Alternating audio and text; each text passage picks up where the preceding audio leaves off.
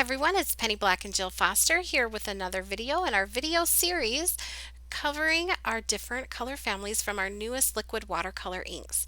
Today's video is all about the blues and how we can find peace through painting, that the act of painting when we're card making requires focus and can take us away from our daily worries, and this can lead to relaxation and a sense of calm. And knowing that that happens whether you like how the painting turned out in the end or not, it's really about savoring the process and just sort of escaping into some painting and color and some really beautiful images. And I find for me, I love when I have new stamps and I love stamping a stack of things to paint and then leaving out the paints and knowing at some moment in my day, I could just sit down at my desk and do some peaceful painting. So we're painting, like I said, with Penny Black's liquid watercolor inks. There are 35 gorgeous colors, and we've been going over the different color families and lots of different ways that you can use them. And today is going to be all about the blues. So we have in our sort of blues section, indigo, navy, nautical, and cloudless. And there's one other I forgot to put up there. It's a really light, beautiful blue called sky. So trust me, it's there and you're going to see it in a minute. So this is nautical, and this is what they look like in the bottles. Really nice big bottles. Navy, cloudless, sky. See, I promised it would be there. And indigo. And so these are going to come out as liquid paints that you can paint with right away, and they will dry as they sit in your palette. And so you can just reconstitute them with water or by adding another drop of ink on top. This is my palette, and I have a video all about how I created it, and I will link that for you down in the YouTube description box below. And here are the blue colors that we're using. Again, here they are in action, painted on some die cuts. If you want to look at that in more detail, just hit pause and you can check it out.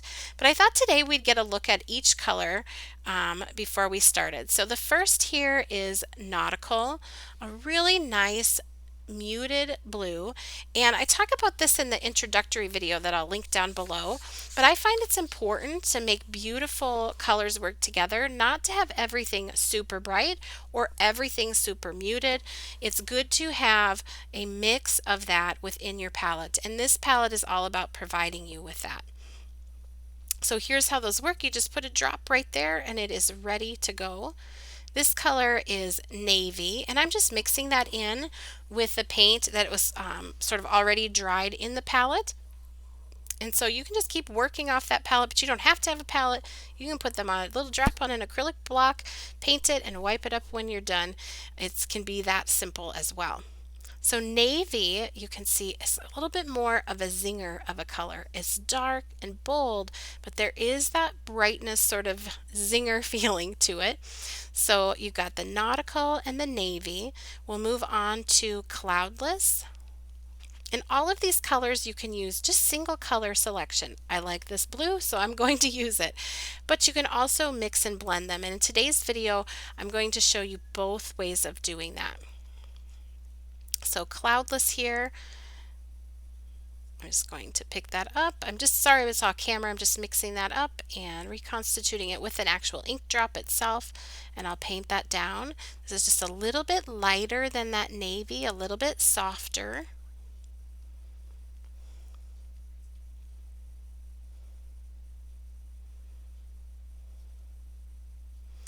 We'll move on to sky. This is just one of those really light colors.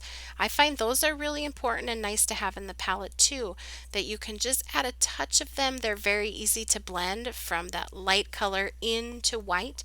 So this is nice for like sky in your images, or if you're painting around an image and you want just a touch of blue, a touch of color to your background or sky. This is a really great color. And then finally we have indigo, and this could really land in the purples, or it could land here in the blues. And you'll see it today with the blues, and then I will also show it used with the purples in a future video. Very nice, bold, rich color, and a little bit of a zinger feeling to that. So there's what those will look like when they are all together, just to give you an idea. So I wanted to show you here how you can just pick a color from your palette and say, hey, I like that color. I want that to be the color of my flower. And that's what I'm doing here. So I've picked up Nautical, and I'm going to paint this entire flower with Nautical. So I put down the color direct from the palette where I wanted it to be darkest, rinsed off my brush, patted it dry, and went back to blend. I'm working on petals that are not touching each other so that the ink doesn't start blending and moving over into the other petal. So ink likes to move where it's wet. So making sure that if I'm going to do a petal that's adjacent to another, that I would dry it before I do so. Or work towards, like here, the center of that flower and then blend it towards the outside, leaving the edges mostly white. And this stamp is our floral vine stamp. It was stamped onto Canson 140-pound watercolor paper using Memento Toffee Crunch ink. And I will list everything that I'm using and link it for you down in that YouTube description box below. So this is a really fun stamp to practice your colors with. And again, this is that single color selection for the background. So now I've moved on to navy. I put that where I wanted it to be darkest, straight from the palette, so it's the most concentrated at that time. Patted my brush dry and went back and blended it. And you can see with just one color, you can really get a beautiful flower. If you want to see more of that single color selection, I will link the video where I did the pinks, and I showed that with 3 different colors of pinks, 3 cards made using just one ink, one color per card.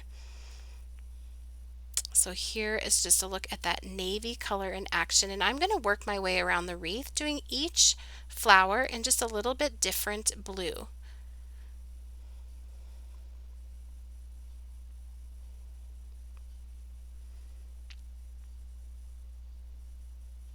Now this is the cloudless color. So again, just putting it down where I want it to be darkest, rinsing off my brush, patting it dry, and going back to blend. You also could stamp this, so I've stamped it in a very light color ink so I can get sort of a no line look when it's done, but don't be afraid to just stamp things in black. Make sure you use a waterproof ink, and that's fine too. You don't have to do really any shading then, because the beauty of the image will do the work for you, and the gorgeous colors will finish it off, and you don't have to worry about shading, so you can differentiate one petal from another. So don't be afraid also, like I said, just stamp things in black. Create your own little card coloring book. So stamp card fronts and have them ready to paint whenever you have time. And then later, if you want to turn them into cards, you certainly can. You could also use the cutout dies to cut out them once you're done and then put them on a card. So you can really kind of batch things. That's what I like to do, so that when I am painting, it's just all about painting. And for me, that's very peaceful.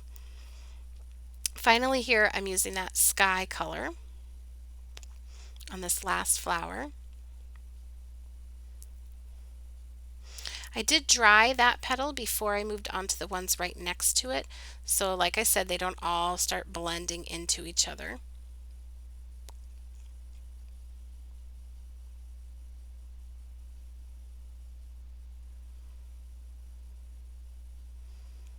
Putting it down where it's most concentrated, rinsing off my brush, patting it dry, and just going back to blend with the slightest bit of water on my brush.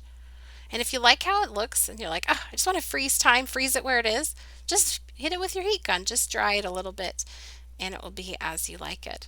Now to finish this off, I am putting in some zinnia and the color Sunshine into the centers of these flowers.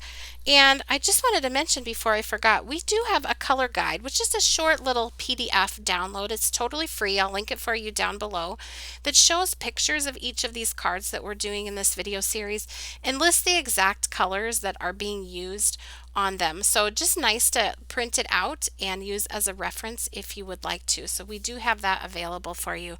I'll link it for you down below. And then just to show you here on the leaves, I am using a combination of grass, the color green, or grass, and then a touch of the Energize color just to add some vibrancy to a few of those leaves. So I didn't use it on all of the leaves if you look at the wreath, but just a few have that real vibrant green, just a touch of it there. And I think that's one thing with color is You don't have to use the same color all over the place on everything, especially if it's really bold and vibrant. Just add a little touch of it here and there. Now I also wanted to show you how you can blend with these colors. So I'm going to start here and use Nautical. I want that towards the tips of the petals. So I'm going to put that down right off the palette, most concentrated towards the tips of the petals. I've rinsed off my brush, patted it dry, and I'm going back and just kind of blending that down towards the center of the flower. And then this is that color Nautical, so this is that sort of more muted color. But I love how those colors make other colors pop. Like with this, we're going to add navy towards the center of the petal.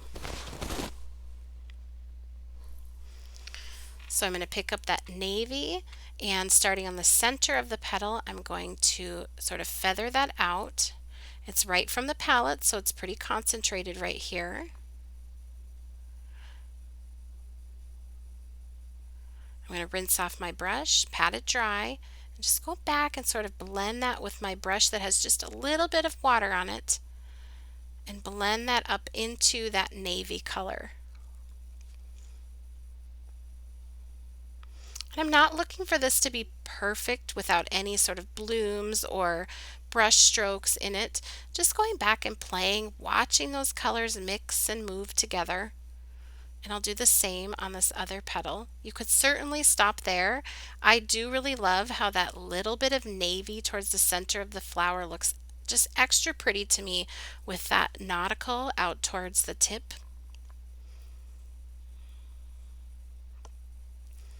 You can see there, feathering that out, rinsing off my brush, patting it dry, and going out back to blend it. Now these paintbrushes are from Penny Black as well, and they have really nice fine tip to them, especially when you pat them dry. If you give them like a little twist on the paper towel, that'll just keep that tip looking nice and pointed for you. And I'm going to use that here. I'm going to dry this, and I'm going to add some little feathering lines using indigo. So right on top of that, it is dry. I'm just going to, with sort of a sweeping motion, a feathering motion, just add a little bit of detail with that indigo right on top. Don't be afraid to do this. The worst that could happen is you hate the way the feathering turned out and you just blend it out into the petal with more water. But it's quite easy to do with these paintbrushes, and it really adds a special look.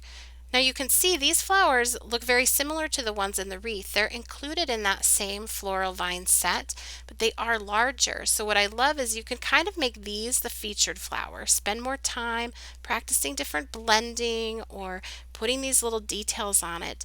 Use the cutout die and layer it on top of the wreath. So you have the featured flower that you put more time into, but the rest can just be single color selections. I also grabbed some of those die cut leaves that we made in the green and teal video. So if you've missed that, make sure you check out all the videos in this series. And there's more to come, so make sure you're subscribed, and we will see you here with the next one. Thanks so much for watching and for all of your kind words.